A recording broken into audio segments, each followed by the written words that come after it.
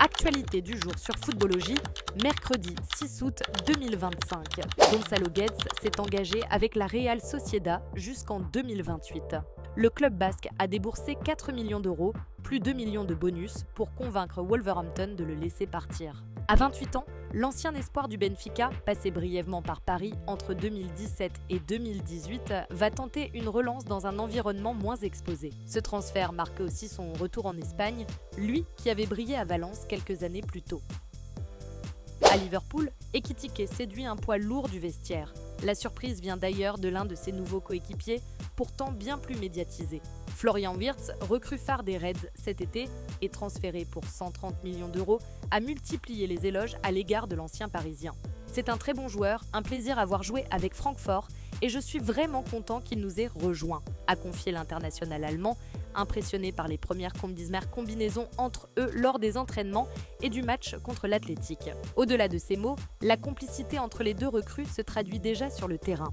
Les automatismes commencent à se dessiner et le duo Wirtz-Ekitike pourrait rapidement devenir l'un des axes forts de la saison des Reds. On a bien combiné et je pense qu'on va progresser encore, a ajouté Wirtz, convaincu que leur arrivée simultanée facilite l'intégration au collectif d'Anfield.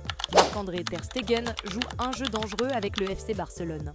Le gardien allemand refuse catégoriquement de signer l'autorisation permettant au club de partager les détails de sa récente opération du dos avec la commission médicale de la Liga. Une stratégie de blocage qui semblait astucieuse, mais qui pourrait désormais se retourner contre lui de la pire des manières. Le Barça a officiellement ouvert une procédure disciplinaire contre son gardien numéro 1.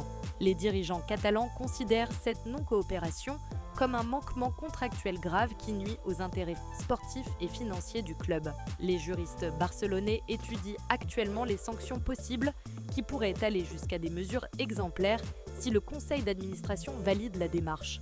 Lamine Yamal a fêté ses 18 ans comme une rockstar, tapis rouge, invité prestigieux, DJ en vogue. Le joyau du FC Barcelone semble avoir embrassé une nouvelle vie.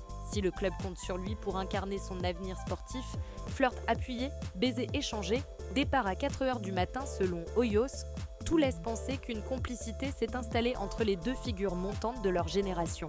Une information que certains proches auraient d'ailleurs confirmée par la suite. Le mercato estival 2025-26 voit Ademola Lookman quitter l'Atalanta Bergame après avoir rejoint le club en août 2022.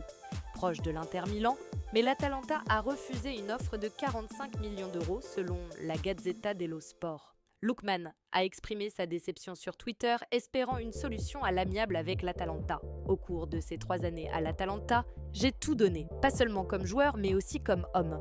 J'ai toujours porté ce maillot avec fierté, en essayant de représenter ce club et cette ville avec cœur, passion et dévouement, a écrit le Londonien. J'ai été patient, j'ai écouté, mais on m'a manqué de respect. Ce n'est pas ce que j'attendais après tout ce que j'ai apporté au club. J'espère que nous pourrons trouver une solution à l'amiable. Ce club aura toujours une place à part pour moi, mais il est temps d'avancer.